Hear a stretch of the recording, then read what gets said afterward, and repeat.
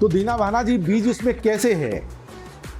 बीज बाहर नहीं दिखाई देता लोगों को, पेड़ दिखाई देता है। वो कहते थे कि वाल्मीकि शब्द तो ये षड्यंत्र है। हमको अलग अलग समय पे अलग अलग नाम से कहा गया है। जातीय गर्व करना ये हमारे लिए महत्वपूर्ण नहीं है। इसकी वजह से व्यवस्था में जो परिवर्तन होना चाहिए वो नहीं हो पा रहा। ये बात उस समय दीना भाना जी ने, उनको एहसास भी हुआ और उसका अवसर भी मिला, जिसकी वजह से पूना एक्सप्लोसिव फैक्ट्री में पहुँचे। उस अवसर के समय में जो अपने महापुरुष खास तौर से डॉक्टर बाबा साहब अम्बेडकर को सुनने के बाद उनको इस बात का रियलाइजेशन हुआ कि ये महापुरुष हमारा है, जिसकी बदौलत आज हम यहाँ तक पहुँच गए हैं। इस महापुरुष की भी जन्म जयंती होना चाहिए। वो जन्म जयंती के लिए जो प्रयास किया, उसकी वजह से व्यवस्था के साथ में टकराव हुआ। उस व्यवस्था के टकराव में होने की वजह से दीना भाना वामसेप के ये एक बीज के रूप में रूपांतरित हो गए। क्यों हैं दीना भाना जी बीज? तो उन्होंने भी हंसते हुए जवाब दिया था कि जीवन और मृत्यु ये तो प्रकृति का नियम है, मुझे मरने से गम नहीं है। आप जैसे कैडर इस मिशन को आगे लेकर जाएंगे, संगठन को बढ़ाएंगे और बाबा साहब की अधूरे मिशन को पूरा करेंगे। मैं आप लोगों के रूप में जिम्मेदार रहूंगा।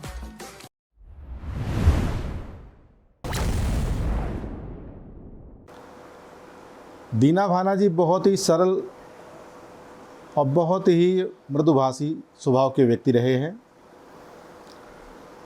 लेकिन एक बार गुस्सा अगर चढ़ जाता था तो बहुत तगड़ा गुस्सा चढ़ता था, गुस्सा भी बहुत आता था।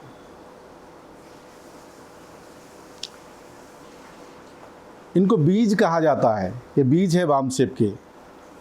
हमारे साथियों ने बताया बीज क्या होता है, क्यों कहते हैं उनको बीज। बीज की प्रकृति होती है, बीज का नेचर होता है। जिस क्वालिटी का बीज तैयार होता है उसके ऊपर जो पेड़, उसके ऊपर जो फसल तैयार होती है वो बेहतरीन क्वालिटी की होती है। दीना भाना जी एक ऐसी व्यवस्था में अपना बाल्यकाल, अपना बचपन बिताया, जो एक वर्ण व्यवस्था के बाहर के जो लोग अनटचेबल, जिनको शेड्यूल कास्ट कहा जाता है, वहाँ पर उनको अपमानित किया जाता था। ऐसे अपमान सहने वाली जाति में पैदा होने की वजह से वो कहते थे कि वाल्मीकि शब्द तो ये षड्यंत्र है। हमको अलग अलग समय पे अलग अलग नाम से कहा गया है। जातीय गर्व करना ये हमारे लिए महत्वपूर्ण नहीं है। अपने गांव से वो पीड़ित होकर जब दिल्ली आए, बचपन में ही दिल्ली में आ गए, कम उम्र में ही दिल्ली में आए।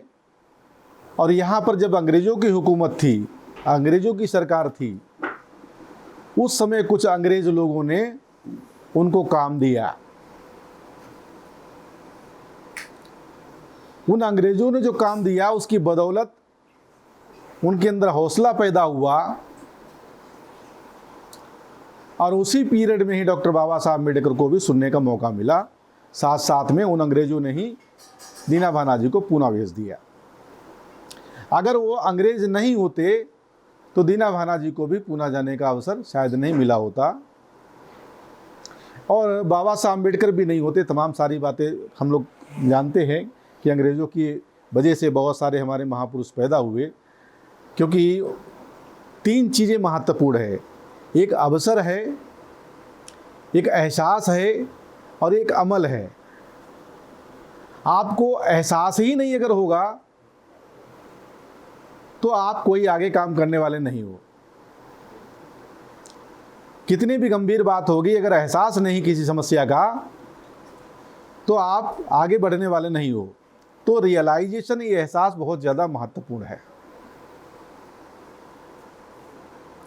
और इस एहसास के साथ में ही आपको अवसर मिलना चाहिए। वो जो अवसर मिला हुआ है, उस अवसर का अगर आप उपयोग नहीं करते हो तो भी आपके एहसास का कोई फायदा नहीं है। आपको एहसास है, अवसर भी मिल गया, एहसास होने के बावजूद उस अवसर पर आप अपने एहसास से चीज़ों में परिवर्तन करने के लिए अपने आप को नहीं लगाते हो, अर्थात अमल में नहीं लाते हो, तो आपका एहसास प्रभाव शून्य हो जाएगा। क्योंकि ये टेम्परेरी होता है एहसास, वो परमानेंट तभी बनता जाके जब आप अमल में उसको लाते हो। मानवर दीना भाना जी सहित तमाम जो बहुजन समाज में अनटचेबल लोग रहे और अभी भी हमारे समाज में शेड्यूल कास्ट के लोगों के नहीं बल्कि अदर बैकवर्ड क्लास की भी पिटाई होती रहती है, लेकिन उनको एहसास नहीं है, अवसर मिल रहा है कि वो परिवर्तन करें, परंतु अवसर होने के बावजूद वो उसको अमल में नहीं ला रहे, विचारों को अपने कार्य को कार्यान्वित नहीं कर रहे हैं। इसकी वजह से व्यवस्था में जो परिवर्तन होना चाहिए वो नहीं हो पा रहा। ये बात उस समय दीना भाना जी ने, उनको एहसास भी हुआ और उसका अवसर भी मिला, जिसकी वजह से पूना एक्सप्लोसिव फैक्ट्री में पहुँचे। उस अवसर के समय में जो अपने महापुरुष, खासतौर से डॉक्टर बाबा साहब अम्बेडकर को सुनने के बाद उनको इस बात का रियलाइजेशन हुआ कि ये महापुरुष हमारा है, जिसकी बदौलत आज हम यहाँ तक पहुँच गए हैं। इस महापुरुष की भी जन्म जयंती होना चाहिए। वो जन्म जयंती के लिए जो प्रयास किया, उसकी वजह से व्यवस्था के साथ में टकराव हुआ। उस व्यवस्था के टकराव में होने की वजह से दीना भाना बामसेब के ये भी एक बीज के रूप में रूपांतरित हो गए। क्यों हैं दीना भाना जी बीज? क्योंकि वो बीज इतना ज़्यादा मजबूत बन रहा था, क्योंकि जिस महापुरुष के जन्म जयंती के संदर्भ में उन्होंने प्रयास किया हुआ था, ब्राह्मण लोग समझते थे, जानते थे, डॉक्टर अंबेडकर जितना जीवित होने पे खतरनाक थे, उससे ज़्यादा कहीं मरने के बाद और ज़्यादा खतरनाक हो सकते हैं। और ये सिद्ध किया दीना भाना जी ने। उनको ये एहसास नहीं, इस बात का एहसास नहीं था कि क्या हो जाएगा। उनको तो सिर्फ इतना एहसास था कि मैं बीज हूँ, यानी ये हमारा महापुरुष है, इस महापुरुष की जन्म जयंती होना चाहिए, उसने इतना बड़ा परिवर्तन किया है, उसको हमें विचारों को लेना चाहिए, इतना ही था। उस बीज को ये एहसास नहीं था कि इतना बड़ा पेड़ खड़ा होगा जो इतना बड़े परिवर्तन की दिशा में आगे बढ़ जाएगा। और बाबा साहब अम्बेडकर की जन्म जयंती की मांग, बाबा साहब अम्बेडकर की जन्म जयंती के लिए निवेदन ये करने की वजह से जब सस्पेंशन हुआ, इनका सस्पेंड किया गया वहाँ पे जो ब्राह्मण अधिकारी था उसके द्वारा, इसकी वजह से दीना भाना चूँकि यूनियन के लीडर थे, तमाम अधिकारियों के भी संपर्क में आते रहते थे, उसमें डी.के. खापड़े उनके पहले से संपर्क में थे, और माननीय कांशीराम साहब के बारे में भी समझ में आ गया था कि ये भी आदमी शेड्यूल कास्ट का है, क्योंकि दीना भाना जी राजस्थान के थे। उनको इस बात की जानकारी थी कि जो रामदासिया लोग जो होते हैं, क्योंकि कांशीराम साहब के नाम के आगे लिखा हुआ था कांशीराम रामदासिया, ये शेड्यूल कास्ट के होते हैं, उनको ये पता था। तो डी.के. खापड़े के साथ में माननीय दीना भाना जी दोनों लोग माननीय कांशीराम साहब से मिलने के लिए गए। कांशीराम साहब उसमें युवा थे और बहुत ही ज़्यादा इंटेलेक्चुअल थे, बहुत ज़्यादा इंटेलिजेंट थे, पढ़ने में विश्वास रखते थे, आईएएस की तैयारी कर रहे थे, वहाँ पर रहते हुए अधिकारी होते हुए भी तैयारी कर रहे थे। जब वहाँ पर गए तो कांशीराम साहब ने इनसे बात करने के बजाय इन दोनों लोगों को बोला, आप यहाँ से चले जाओ मेरे रूम से, मुझे कोई बात नहीं करनी है। इन लोगों ने अपनी बात रखी कि हमको सस्पेंड इसलिए किया गया हुआ है कि हम डॉक्टर अंबेडकर की जन्म जयंती की छुट्टी की बात कर रहे थे। वो हमारे महापुरुष हैं, तमाम लोगों की छुट्टियां होती है, 30 त्यौहार होते हैं, उनकी छुट्टियां होती है। अंग्रेज़ों के लिए, क्रिश्चियंस के लिए होता है, मुसलमानों के लिए होता है, सिखों के लिए होता है, दूसरे महापुरुषों के नाम पे होता है। तो डॉक्टर बाबा साहब अम्बेडकर के नाम पर भी छुट्टी होनी चाहिए, ताकि हम लोग भी हमारे महापुरुष को याद कर सकें।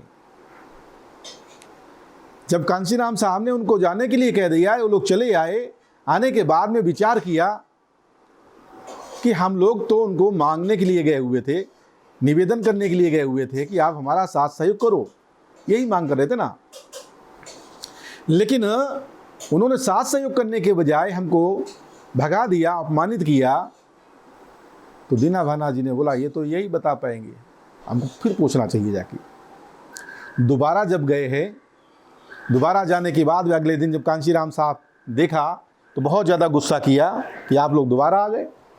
तो इन्होंने बोला दीना भाना जी ने कि मैं आज तुमसे सहयोग मांगने नहीं आया, अब मैं आपसे ये पूछने आया हूँ कि आपने भगाया क्यों। आप सीधे सीधे मना कर सकते थे, आप हमारे समाज के इसलिए हम आए। ये बात कांशीराम साहब को समझ में आ गई, क्योंकि वो बुद्धिमान थे, समझदार थे। उन्होंने बोला आओ बैठो, बताता हूँ क्यों भगाने वाला था, क्यों भगाया आपको। हम जानते हैं कि आप आज हमसे सहयोग ले रहे हो, आज हम आपके साथ खड़े हो जाएंगे जैसे ही आपका काम हो जाएगा और आप भाग जाओगे। बाद में आप भागने वाले हो, इसलिए आज ही भाग जाओ, ऐसे चक्कर में हमको नहीं पड़ना, इसीलिए भगाया। दीना भाना जी ने बोला हम भागने वाले लोग नहीं हैं, भिड़ने वाले लोग हैं। और ये बात जो थी, इसकी वजह से ये लोग उस अधिकारी के यहाँ गए। उस अधिकारी के साथ में अगले दिन मारपीट हुआ। 2 दरवाजे थे, एक पे दीना भाना जी, एक पर खापड़े साहब। कांशीराम साहब ने पिटाई किया, जिसकी वजह से कांशीराम साहब को सस्पेंड किया गया। बाद में वो केस चला, उस केस के गवाह 2 ही लोग थे और इसकी वजह से उनकी बहाली हो गया। कांशीराम साहब को बहाल कर दिया गया, फिर भी कांशीराम साहब ने दोबारा ज्वाइन नहीं किया। क्यों? क्योंकि उनको भी एहसास करा दिया, खापड़े साहब और दीना भाना जी ने उनको भी एहसास कराया। एनालिसिस ऑफ कास्ट जो बुक दिया, उसको पढ़ने के बाद मान्यवर कांशीराम साहब को समझ में आया कि इतना बड़ा काम बाकी है हमारे महापुरुषों का, और हम छोटे छोटे कामों में पड़े हुए हैं, इसको कौन करेगा। वहाँ से इन्होंने योजना शुरू की। मैंने आपको बताया अवसर, एहसास और अमल। वहाँ से जो एहसास था और जो अवसर मिल रहे थे, उन अवसरों के आधार पर अपने कार्य को कार्यान्वित करना शुरू किया। क्योंकि डॉक्टर बाबा साहब अम्बेडकर की जन्म जयंती के नाम पर सस्पेंशन हुआ था, विवाद हुआ था, इसलिए बाबा साहब अम्बेडकर के कौन से ऐसे संगठन हैं उनको पहले आइडेंटिफाइड किया जाए, उनको मजबूत किया जाए, उनके साथ में बाबा साहब मिशन को पूरा करने के लिए कंधे से कंधा मिलाकर चला जाए। उस समय रिपब्लिकन पार्टी ऑफ इंडिया, ये बाबा साहब का संगठन था, इनकी जानकारी में मिला। लेकिन ये संगठन पहले 4 टुकड़ों में, बाद में 70 के आते आते ये लगभग 10-12 टुकड़ों में बंट चुका था। इन सभी लोगों को इकट्ठा करने का प्रयास किया और उस प्रयास में एक 1971 में गाडगे धर्मशाला पूना में है, वहाँ पर एक मीटिंग हुआ जो दादा साहब गायकवाड़ आरपीआई के और मोहन धारिया कांग्रेस के, इन्होंने बुलाई थी। मीटिंग शुरू होती उससे पहले प्रेस कॉन्फ्रेंस में दादा साहब गायकवाड़ ने जल्दबाजी में बहुत सारी चीज़ें डिक्लेयर किया कि जो 15 साल पहले, यानी डॉक्टर अंबेडकर की मृत्यु से के समय तक, उस समय तक जो समझौता नहीं हो पाया था, वो अभी गांधी अंबेडकर का समझौता हो गया है। उस गांधी अंबेडकर के समझौते में क्या हुआ, ये सवाल जब कांशीराम साहब ने खड़ा किया, दीना भाना जी ने खड़ा किया, तो उन लोगों को समझ में आया। उन्होंने बताया कि पहले गांधी और अंबेडकर में जो समझौता नहीं हुआ था, वो आज समझौता हो गया है। वो ये है कि 521 सीटों में से 1 सीट पर आरपीआई लड़ेगी और 520 सीटों पर जो है वो कांग्रेस लड़ेगी। तब कांशीराम साहब को एहसास हुआ कि जो हम लोग काम करना चाहते थे वो भी मामला ख़त्म हो गया है। ये एहसास हो गया।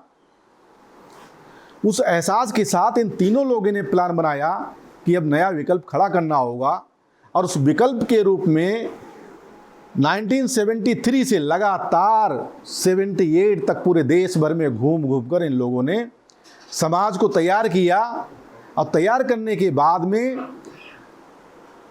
The all India backward and converted minority employees federation, ये संगठन 6 दिसंबर 1978 को दिल्ली में यहीं पे बोट क्लब पर जन्म दिया।